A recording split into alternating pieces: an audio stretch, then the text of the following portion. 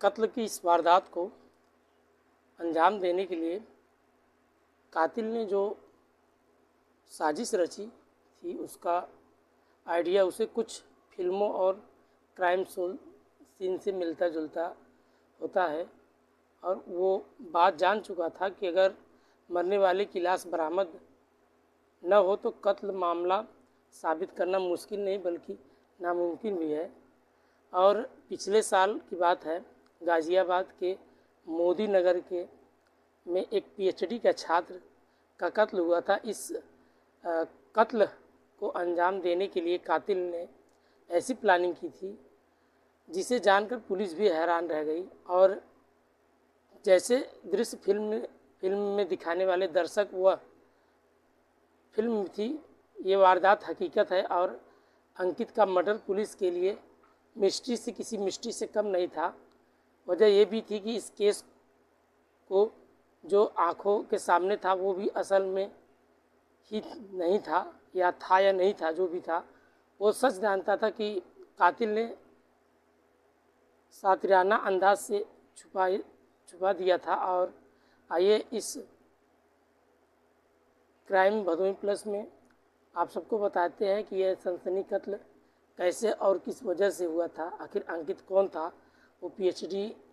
करता था, तो आखिरकार उसका कत्ल कैसे हुआ। चलिए आज हम इसके बारे में बात करें। नमस्कार, आदाब, सत श्री अकाल। भदोही प्लस में आप सबका स्वागत है। मैं आपका दोस्त अमित कुमार। आज हम एक ऐसी सच्ची घटना का जिक्र करने वाले हैं जो गाज़ियाबाद के मोदी नगर की है, जो अपने आप में बहुत बड़ी बात है। दरअसल दिसंबर का महीना था, साल 2022 का वो महीना था और मोदी नगर इलाके के अंकित हत्याकांड का खुलासा करने के साथ ही पुलिस ने मृतक छात्र अंकित खोगर के मकान मालिक उमेश शर्मा व उसके साथी प्रवेश को भी गिरफ्तार कर लिया। और पुलिस का कहना था कि बेहद शातिर तरीके से इन हत्यारों की साजिश को रचा था और पूरी प्लानिंग के साथ कत्ल की संगीन वारदात को अंजाम भी दिया था। हत्यारे की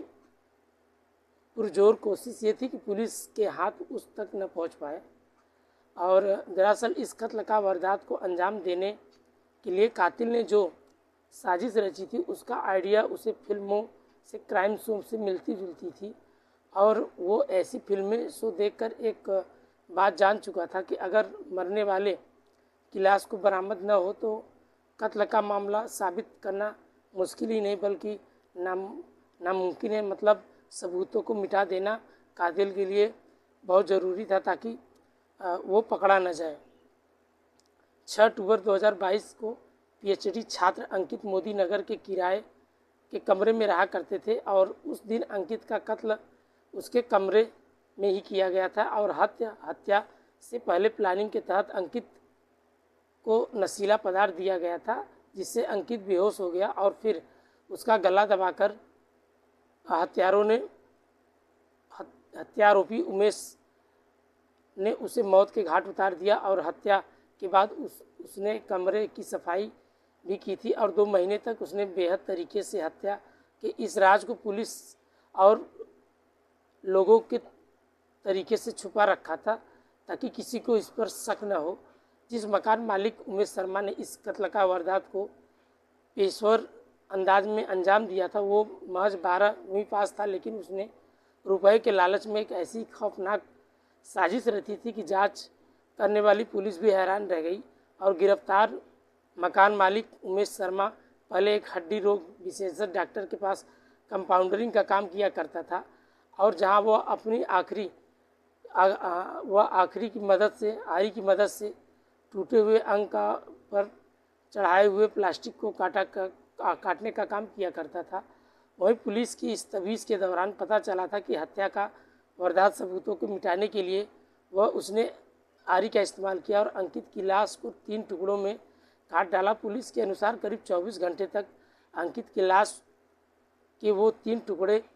अंकित के घर में ही पड़े हुए थे, लेकिन 7 अक्टूबर 2022 को अंकित की हत्या के अगले दिन आरोपी उमेश शर्मा ने अपने एक दोस्त की कार मंगाई, फिर लाश के टुकड़े को पैकिंग पॉलीथीन में भरकर कार में रखा और घर से निकल पड़ा। उसका मकसद लाश को टुकड़ों को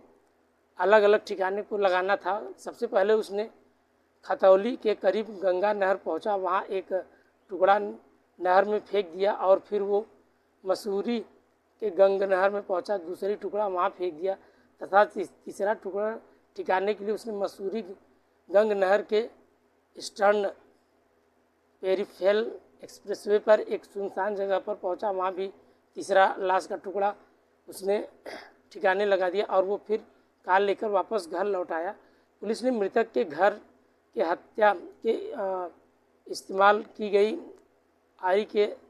हाथ कई अहम सबूत जुटाए, लेकिन हत्या आरोपी के घर में पुलिस को खून के निशान मिले थे जो अंकित के थे और अंकित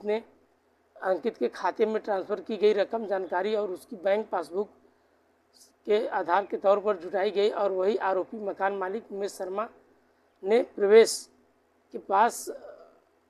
पुलिस के मृतक एवं अंकित के एटीएम कार्ड मोबाइल को फ़ोन कर बरामद किया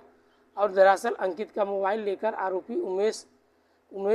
साथी प्रवेश 1 दिसंबर को उत्तराखंड चला गया, जहां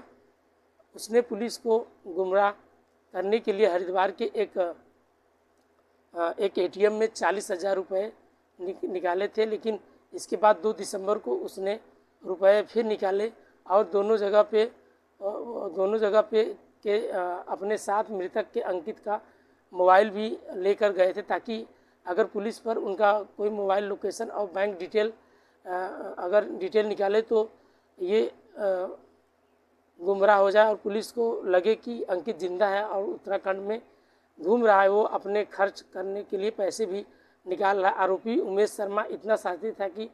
उसने कत्ल के दौरान पहने हुए अपने मृतक के कपड़े जला दिए थे, ताकि मानो अगर पुलिस उस पर पहुंच भी जाए तो उसके खिलाफ कोई ठोस सबूत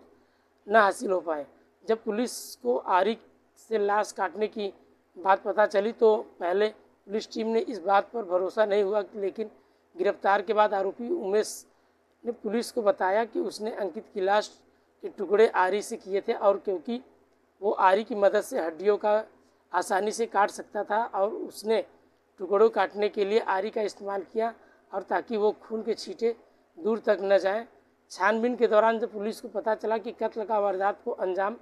देने से पहले आरोपी उमेश मृतक अंकित को करीब 40 लाख रुपए रकम का उधार ले चुका था और अंकित से कहा था कि काम धंधे लगने के से उसे पैसे ही जरूर वापस कर देंगे, और उमेश की नज़र अंकित के पैसे पर थी जो अंकित अपनी पौतृक संपत्ति बेचकर मिला हुआ था। उमेश को पता था कि अंकित के पास करीब 1 करोड़ रुपए का रकम था और उसे हड़पना चाहता था। यही वो वजह थी कि उसने पहले अपने अंकित को ख़त्म करने का प्लानिंग बनाया और दरअसल ये अंकित के माता पिता की शुरू से ही मौत हो चुकी थी, तो पहले ही चुकी थी, तो वो अपने अन्य रिश्तेदारों से ज़्यादा संपर्क में नहीं था, इसलिए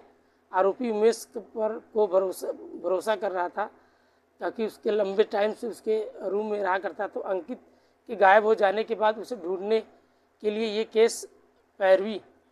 करने को कोई नहीं आ गया और इस वजह से वो पकड़ा नहीं जाएगा। जानकारी के अनुसार उमेश अंकित के खाते से निकाली गई रकम काफ़ी पैसा अपना पुराना उधार लोन चुका भी खर्च हो चुका था। उधर मृतक अंकित के दोस्तों का कहना था कि वो काफ़ी हंसमुख और मिलनसार था। वो जब उसके घर आते जाते थे तो माता पिता को पूरी तरह से वो सम्मान हमारे माता पिता को पूरी तरह से सम्मान भी दिया करते थे और उनके पैर भी दबाया करते थे। वो और उनके अन्य दोस्त 6 दोस्तों पर फ़ोन से बातचीत भी किया करते थे। सोशल मीडिया के जरिए अक्सर एक दूसरे से संपर्क में रहा करते थे, लेकिन जब करीब 2 माह अचानक अंकित से उनकी बातचीत होना बंद हुई तो उन्हें अनहोनी अंदेशा हुआ। तो अंकित के मोबाइल पर बात नहीं हो पा रही थी, लेकिन अंकित सोशल मीडिया पर उसके कुछ दोस्तों से उसकी बातचीत हुई थी। हालांकि उस बातचीत से कई मिस्टेक होने की वजह से दोस्तों को शक हुआ कि चैटिंग करने वाला अंकित नहीं, जिसके बाद ये किसी अनहोनी का आशंका हो रहा था, जिसके बाद उसने आकांक्षा करते हुए दोस्त राजीव बलियान, डॉक्टर विशाल व अन्य को तहरीर देकर पुलिस को शिकायत की और दोस्तों ने पुलिस को बताया कि अंकित मूल रूप से बागपत गांव का मुकुंदपुर निवासी था और जब उन्होंने अंकित के पौतिक गांव में संपर्क किया तो पता चला कि अंकित ने अपने गांव का एक भौतिक संपत्ति बेची थी और जिसके उसे करीब 1 करोड़ रुपए मिली थी। ये जानकारी दोस्तों को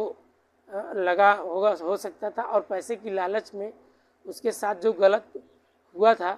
वो उन लोगों के आसपास वह सलाह मशवरा करके अस्थाई पुलिस से शिकायत की तहरीर दी और इस मामले की शिकायत मिलने पर पुलिस को एहसास हो गया था कि इस मामले को गंभीर और लिहाजा पुलिस ने इस मामले में तेज़ी से